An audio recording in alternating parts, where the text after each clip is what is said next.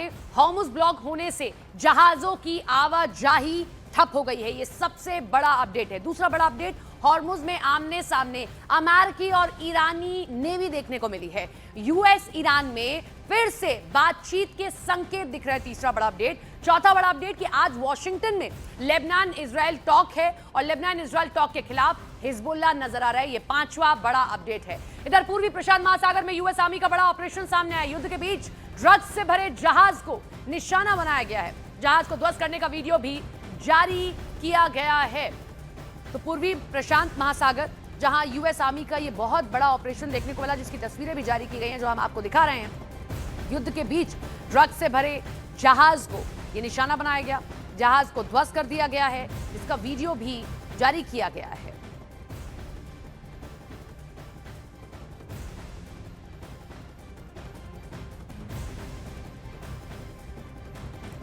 Iran से बातचीत हुई और इस पर अमेरिकी उपराष्ट्रपति जेडी वेंस का बड़ा बयान सामने आया। फॉक्स न्यूज को उन्होंने इंटरव्यू दिया और कहा कि अब गेंद ईरान के पाले में है। ईरानी टीम डील फाइनल नहीं कर पाई है। ईरान को शायद लीडरशिप से चर्चा करनी होगी। हमने अपना ऑफर बता दिया है, अब आखिरी फैसला ईरान को लेना है।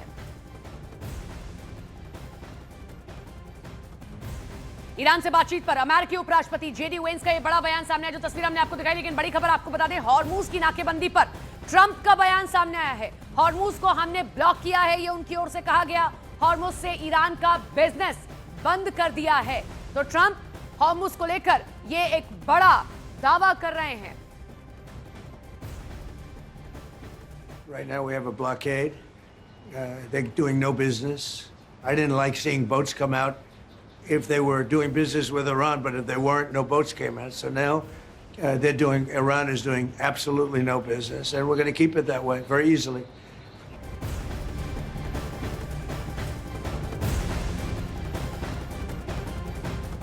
अमेरिका ने अपनी वॉरशिप के जरिए एक तरह से हॉर्मुज पर कब्जा जमा लिया। हालांकि ईरानी नेवी का कहना है कि असली कंट्रोल अभी भी उन्हीं के हाथ में है।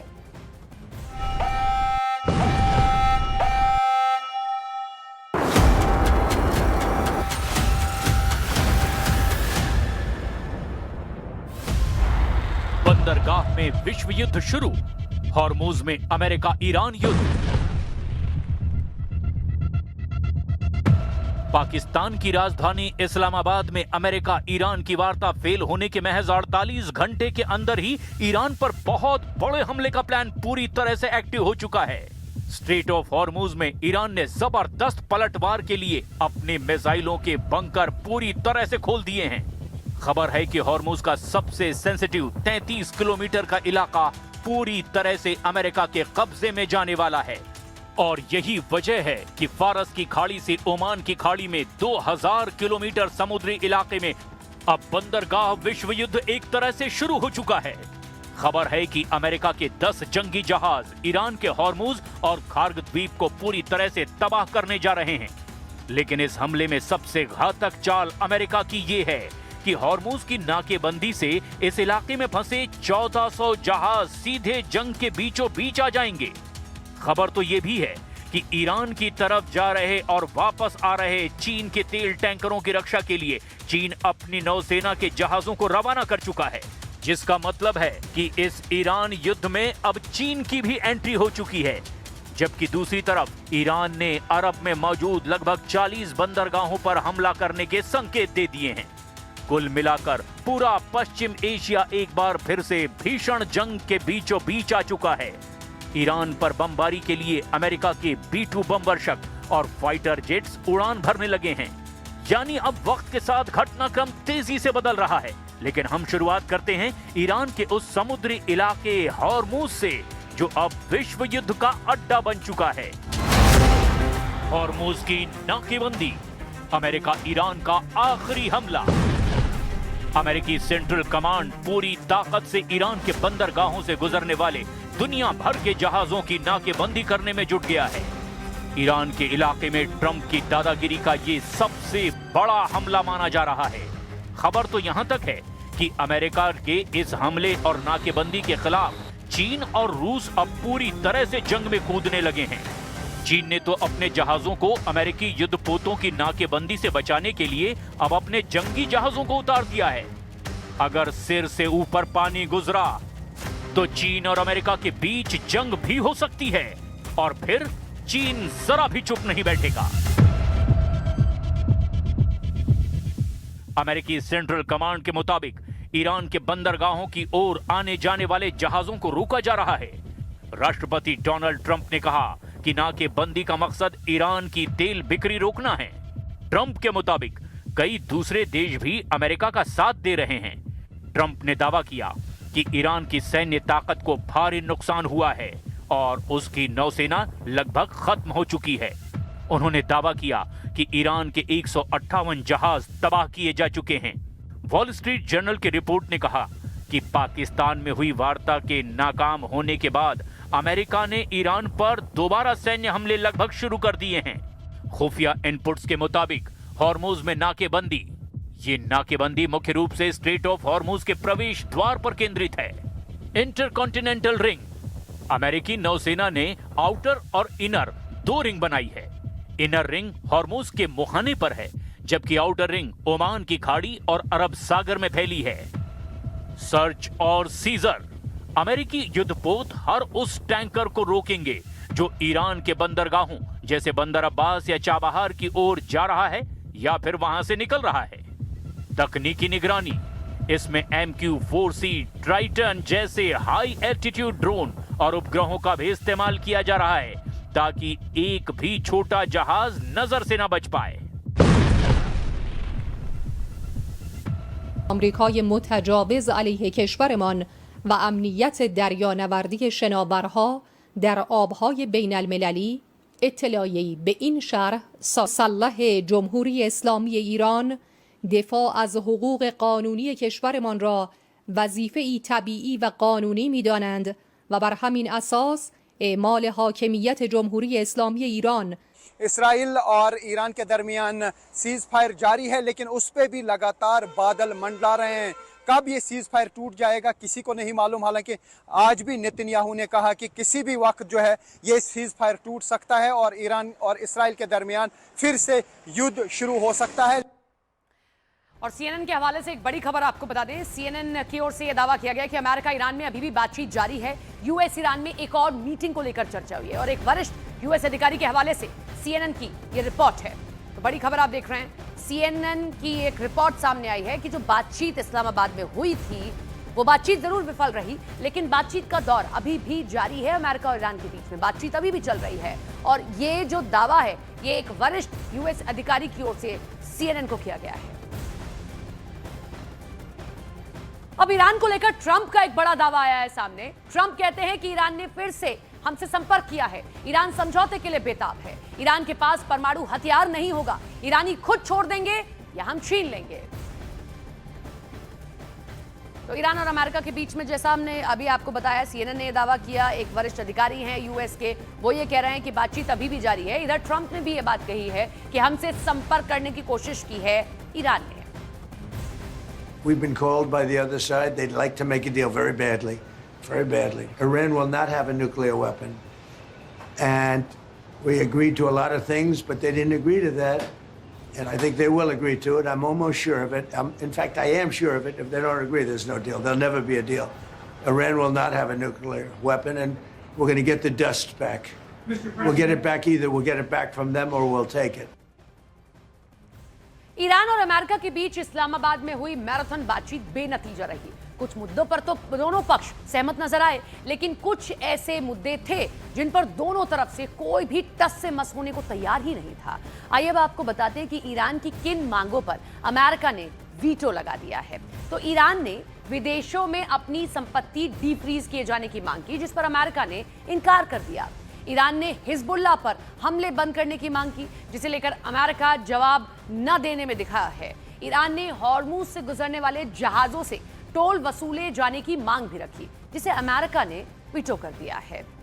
अब सवाल यह है कि क्या इन मुद्दों पर इस बार बात बन पाएगी? आइए जानते हैं किन मुद्दों पर बात अटकी। अमेरिका की वो शर्तें जिन पर ईरान ने हामी नहीं भरी है। तो अमेरिका ने ईरान से परमाणु कार्यक्रम पूरी तरह से बंद करने को कहा, जिस पर ईरान ने साफ इनकार कर दिया। अमेरिका ने ईरान से संवर्धित यूरेनियम भी उसे सौंपने को कहा, जिस पर ईरान ने साफ मना कर दिया। तो वहीं अमेरिका ने हॉर्मुज पूरी तरह से खोले जाने की शर्तें रखी, जिस पर ईरान ने हामी नहीं भरी है। और इधर ईरानी राजदूत का अमेरिका पर निशाना है। न्यूज 18 इंडिया से बोले मोहम्मद फतेह अली और कहा कि ईरानी राजदूत ने यह बताया, अमेरिका अपने अनुभव से सीखे, असली ईरान को समझे और सावधान रहे। अमेरिका अपनी गैर कानूनी डिमांड को छोड़ दे। तो ईरानी राजदूत ने न्यूज 18 इंडिया से एक्सक्लूसिव बातचीत की, जिसमें उन्होंने कहा कि अमेरिका अपने अनुभव से कुछ सीखे। I am joined by Iran Ambassador Mohammad Fateh Ali. Sir, how Iran will respond once US block Hormuz Strait? Our response, I said to the American side, please use from your experience in 42 days war. Please say the real Iran. Please be careful. Iran stood during the 4 decades, despite of they imposed different kind of sanctions. I believe that the United States suffered from the strategic failures about the assessment of three key components: leader, army, and people. This is my answer to this question.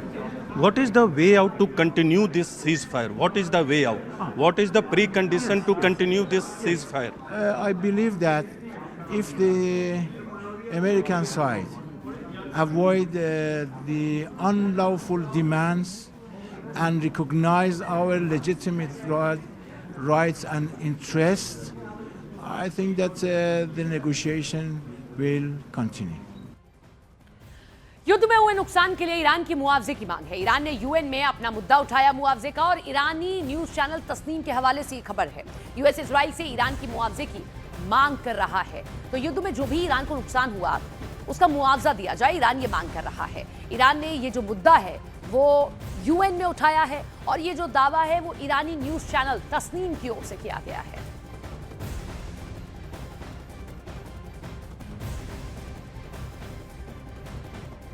इधर एक और बड़ा update यह है कि Lebanon Israel में आज बातचीत होगी। वॉशिंगटन में दोनों देशों के बीच शांति वार्ता होगी। लेबनान में सीज फायर को लेकर चर्चा होगी। वॉशिंगटन में ये एक बड़ी बैठक होने जा रही है। क्या इस शांति वार्ता से ईरान और अमेरिका के बीच की टेंशन कम हो पाएगी? क्योंकि ईरान की जब बातचीत हुई अमेरिका से इस्लामाबाद में, तो उसमें से एक मांग तो ये भी थी कि हिजबुल्लाह पर जो इजराइल हमले कर रहा है, जो लगातार वहां पर मिसाइल दाग रहा है, उसको कम कर दिया जाए, बंद कर दिया जाए। तो अब क्या जब लेबनान और इजराइल के बीच बातचीत हो रही है, तो उसका जो भी निष्कर्ष निकलता है, उसका असर क्या अमेरिका और ईरान के बीच बड़ी टेंशन पर पड़ता है?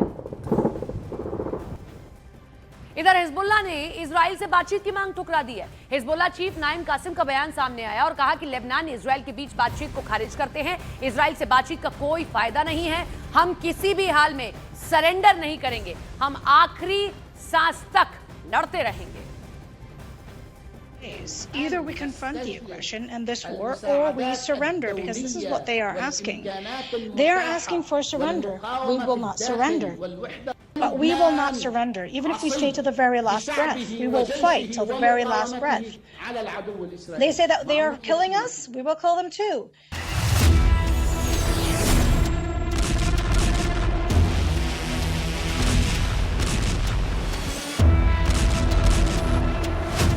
हिजबुल्लाह फिर जिंदा हो गया।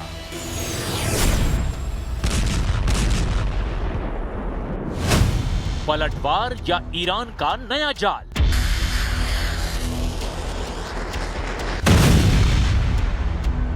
हॉर्मुज में जंग की बत्ती जल रही है, बुझ रही है। कभी ट्रंप तेवर दिखा रहे हैं तो कभी ईरान हुंकार भर रहा है। खाड़ी का हर लम्हा बारूदी भौकाल से भरा है, जहां खामोशी भी तूफान का इशारा करती है। एक चिंगारी और पूरा इलाका बारूद बन जाएगा और दुनिया देखती रह जाएगी।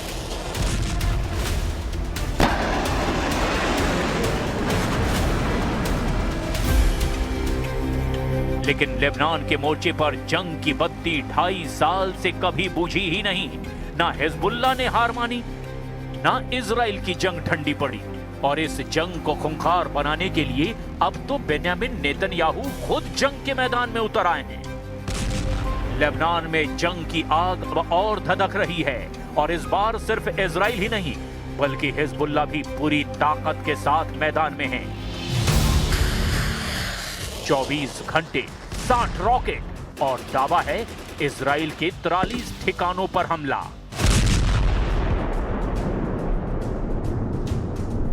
ये सिर्फ जवाब नहीं, ये एक संदेश है। हिजबुल्लाह अभी जिंदा है। लेकिन बड़ा सवाल, क्या ये पलटवार है या जंग का नया चरण? क्या हिजबुल्लाह का हमला बदला है या इजराइल के जाल में फंसना? क्या इजराइल जानबूझकर उकसा रहा है ताकि बड़ा ऑपरेशन शुरू किया जा सके? क्या ये जंग को सही ठहराने की रणनीति है? पहले हमला झेलो, फिर बड़ा हमला करो। लेबनान इजराइल बॉर्डर पर फिर से आग भड़क उठी है। हिजबुल्लाह ने इजराइल को जवाब देते हुए 43 सैन्य ठिकानों पर हमले किए। रॉकेट, मिसाइल और ड्रोन का इस्तेमाल किया गया। एक तरफ हिजबुल्लाह का दावा जबरदस्त पलटवार का, तो दूसरी तरफ इजराइल ने कहा युद्ध अभी जारी है और बहुत बड़ा एक्शन बाकी है। נכונות להילחם והם נלחמים היטב, המלחמה נמשכת, כולל בתוך רצועת הביטחון בלבנון שבאה איתי לפני שעה קלה. מה שאנחנו רואים זה שאנחנו סיכלנו את איום הפלישה ללבנון באמצעות רצועת הביטחון הזאת, מרחיקים את סכנת ירי הנ"ט וגם מטפלים בתמ"ס, אבל יש עוד עבודה לעשות, עשינו עבודה ענקית, הישגים אדירים, יש עוד מה לעשות ואנחנו עושים אותה. हिजबुल्लाह ने दावा किया कि उसने इजराइल के कई सैन्य ठिकानों को निशाना बनाया, जिसमें अशदोद नेवल बेस भी शामिल है। ये लेबनान बॉर्डर के करीब 150 किलोमीटर दूर है। इजरायली मीडिया के मुताबिक कुछ रॉकेटों को इंटरसेप्ट किया गया, लेकिन तनाव बिल्कुल साफ है। अशदोद नेवल बेस इजराइल का एक प्रमुख सैन्य ठिकाना है जो दक्षिणी बंदरगाह शहर अशदोद में है। ये बेस गाजा पट्टी के पास होने की वजह से भूमध्य सागर में सुरक्षा, निगरानी और नाकाबंदी के लिए रणनीतिक रूप से बेहद अहम है।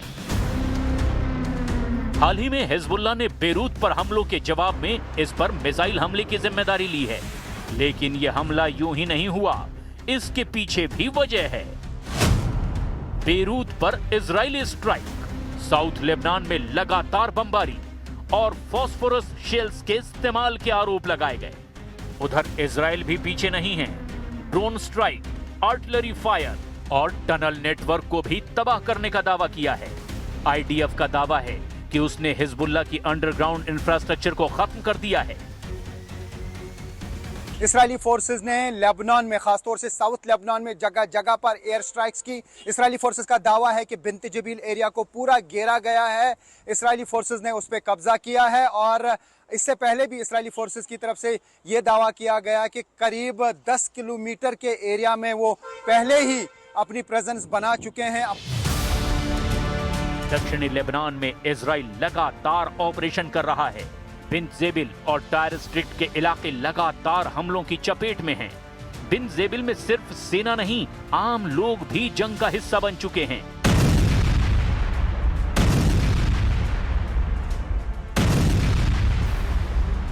इजराइल के हमलों में घर खंडहर बन चुके हैं, सड़कें खाली है और हर तरफ डर का माहौल है। लेकिन इस बीच हिजबुल्लाह का यह दावा है कि उसने 43 ऑपरेशन और लगातार जवाबी हमले से इजराइल की रातों की नींद उड़ाकर रख दी है। האויבים שלנו, איראן וציר הרשע, הם באו להשמיד אותנו, וכעת הם נלחמים פשוט על ההישרדות שלהם. אנחנו רואים את זה בכל זירה וזירה, וזה הישג אדיר של מדינת ישראל, לצבא ההגנה לישראל, חיילי הסדיר וחיילי המילואים הנהדרים שלנו.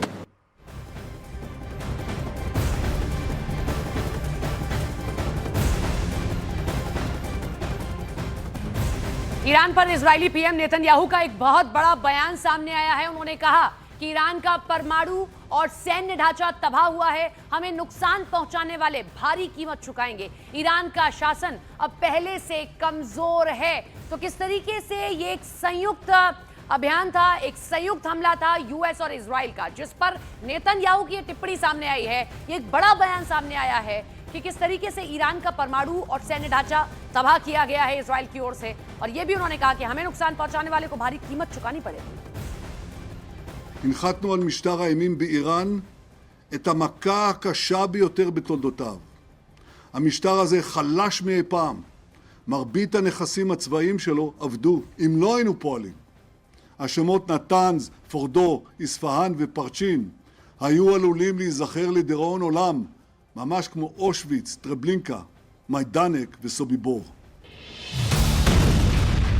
हिजबुल्लाह के खिलाफ इजराइल करीब 2.5 साल से जंग लड़ रहा है, लेकिन अभी तक उसकी ताकत को कमजोर नहीं कर पाया। आईडीएफ दावा जरूर कर रहा है कि उसने हिजबुल्लाह के हमलों को 60 से 70% तक रोक दिया है, लेकिन लेबनान की तरफ से हर रोज 12 से 15 रॉकेट दागे जा रहे हैं। इस जंग को समझने के लिए 2 तारीख को याद रखना बहुत जरूरी है। 7 अक्टूबर 2023 और 8 अक्टूबर 2023।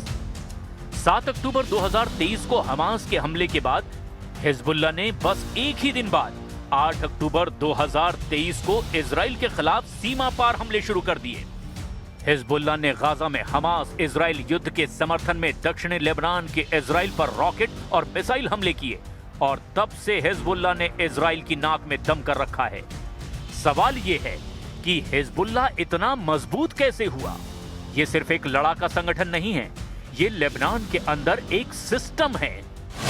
हिजबुल्लाह के अपने लड़ाके हैं, अपनी मिसाइलें हैं और अपना खुद का नेटवर्क है। और सबसे बड़ा फैक्टर, इसे ईरान का फुल सपोर्ट है।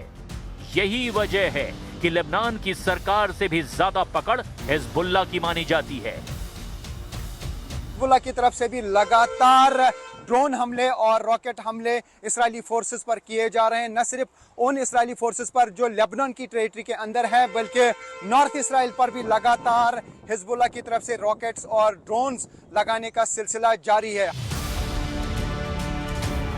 इजराइल के प्रधानमंत्री बेंयामिन नेतन्याहू खुद लेबनान बॉर्डर पहुंचे और साफ कहा, अभी बहुत बड़ा एक्शन बाकी है। इसका मतलब क्या है? इजराइल सिर्फ जवाब नहीं दे रहा, वो बफर जोन बना रहा है। टारगेट साफ है, बॉर्डर से खतरा खत्म करना, लंबी दूरी की मिसाइल रोकना और हिजबुल्लाह को पीछे धकेलना। लेकिन सवाल ये भी है, क्या इजराइल हिजबुल्लाह से ज्यादा डरता है? ईरान से नहीं, क्योंकि ईरान दूर है, लेकिन हिजबुल्लाह बॉर्डर पर है, उसके पड़ोस में मौजूद है। हिजबुल्लाह अपनी कम दूरी की मिसाइलें और रॉकेट से भी इजराइल को बहुत आसानी से निशाना बना सकता है। या यूं कहें, हिजबुल्लाह मतलब इजराइल में ईरान का फॉरवर्ड बेस। इसीलिए ये जंग लेबनान की नहीं, ये जंग ईरान का प्रॉक्सी वॉर है इजराइल के खिलाफ। और इसी वजह से इजराइल का असली मिशन हिजबुल्लाह को कमजोर करना है, ताकि ईरान का दबाव खत्म हो। हमास बेआज़ा, गाजा में हमास, लेबनान में हिजबुल्लाह, सीरिया में असद की सरकार, इराक में मिलिशिया, यमन में विदेशी ताकतें और खुद ईरान, वो हमें झुकाना चाहते थे और अब हम उन्हें झुका रहे हैं। उन्होंने हमें तबाह करने की धमकी दी थी और अब वे खुद अपने अस्तित्व के लिए लड़ रहे हैं। 60 रॉकेट, 43 हमले और जवाब में एयर स्ट्राइक। लेकिन सवाल अभी भी वही है, क्या ये जंग खत्म होगी या और बढ़ेगी?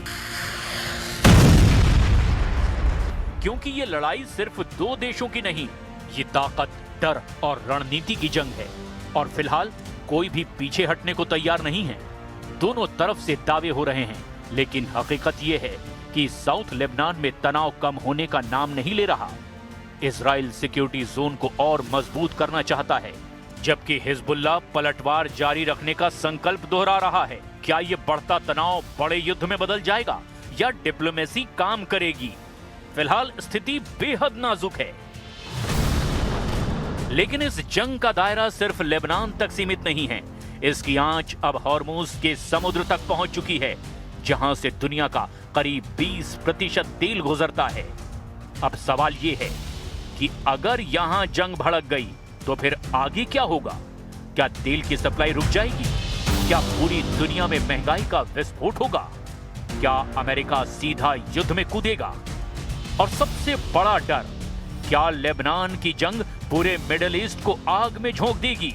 क्योंकि एक तरफ इजराइल है, दूसरी तरफ ईरान और बीच में हिजबुल्लाह। यानी ये सिर्फ बॉर्डर फाइट नहीं, ये ग्लोबल फ्लैश पॉइंट बन चुका है।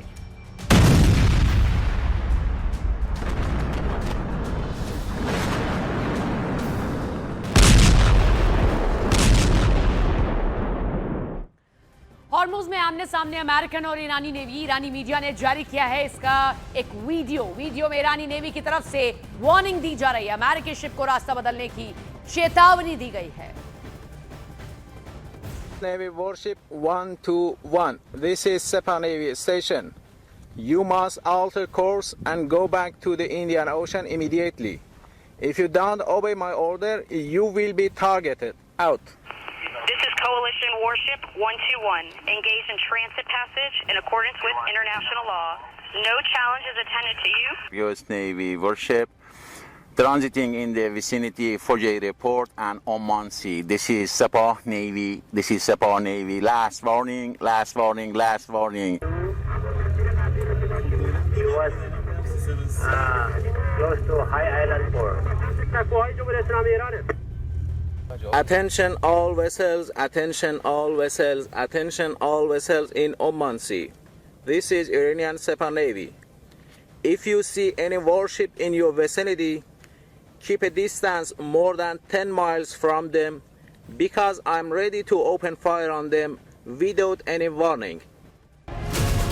Coalition Warship 121. हॉर्मुज का नया वीडियो ईरान ने जारी किया। ईरान ने दावा किया है कि जब रेडियो पर चेतावनी जारी हुई तो ट्रंप के डिस्ट्रॉयर दुम दबाकर हॉर्मुज से भागे। Engaged in transit passage. Last warning, last warning, last warning. Iran की तरफ से दावा किया गया है कि अमेरिका के 2 डिस्ट्रॉयर हॉर्मुज की तरफ बढ़ रहे थे। जब वार्निंग दी तो उनके पास 30 मिनट है। यू टर्न नहीं लिया तो मिसाइल और ड्रोन से फोड़ दिए जाएंगे। हॉर्मुज की तरफ अमेरिका के जहाज उस वक्त बढ़े जब इस्लामाबाद में सीजफायर की शर्तों पर बात चल रही थी। तभी ईरान ने हॉर्मुज की तरफ अमेरिकी जहाजों की हरकत ट्रैक की। अमेरिका के 2 आर्लेग बर्ग क्लास के डिस्ट्रॉयर हॉर्मुज की तरफ बढ़ रहे थे। एक था यूएसएस माइकल मर्फी और दूसरा यूएसएस फ्रैंक पीटर्स। ईरान का दावा है कि वो ट्रंप के इन दोनों को तबाह करने से कुछ ही मिनट दूर थे, लेकिन वार्निंग के बाद दोनों जहाजों ने यू टर्न ले लिया। लेकिन डोनाल्ड ट्रंप का दावा कुछ अलग है और उनकी माने तो अमेरिका की जंगी जहाजों ने हॉर्मुज को पार किया। ये समुद्री सुरंग को हटाने का अभियान है जो जारी रहेगा। फर्क यह है कि ईरान ने इसे एनकाउंटर का वीडियो जारी किया है। अमेरिका की तरफ से जहाजों की लोकेशन शेयर नहीं की गई और ट्रंप कह रहे हैं कि हॉर्मुज से बारूदी सुरंग हटाकर वो पूरी दुनिया की मदद कर रहे हैं। जबकि दूसरा सच ये है कि अब ट्रंप ने खुद हॉर्मुज पर एक ब्लॉकेड लगा दिया है। Right now we have a blockade. They're doing no business. I didn't like seeing boats come out if they were doing business with Iran, but if they weren't, no boats came out. So now Iran is doing absolutely no business, and we're going to keep it that way very easily. बड़ी picture यह है कि जो युद्ध Iran में तख्ता पलट करने के लिए शुरू किया गया, जिस युद्ध में ईरान का परमाणु कार्यक्रम बड़ा खतरा बताया गया, वो युद्ध अब हॉर्मुज समुद्री गलियारे तक सिमट चुका है। और एक बड़ी खबर आपको बता दें, 16 अप्रैल से ईरान यूएस के बीच दूसरे दौर की बातचीत शुरू होगी। अमेरिकी अधिकारियों के हवाले से ये बड़ी खबर है। अभी तक बातचीत की जगह तय नहीं हुई है, लेकिन दूसरे दौर की बातचीत शुरू होने जा रही है 16 अप्रैल यानी कि बृहस्पतिवार से, आज से ठीक 2 दिन बाद ये बातचीत शुरू होगी। नेगोशिएशंस शुरू होंगे। एक प्रपोजल अमेरिका की ओर से दिया गया था। क्या ईरान उन्हें मानता है? क्या कोई एक रास्ता निकाला जाएगा कि इन बिंदुओं पर दोनों देश सहमत हो जाते हैं। नीरज हमारे साथ, हमारे सहयोगी जुड़ गए हैं। नीरज, वेन्यू को लेकर कोई जानकारी आई है सामने?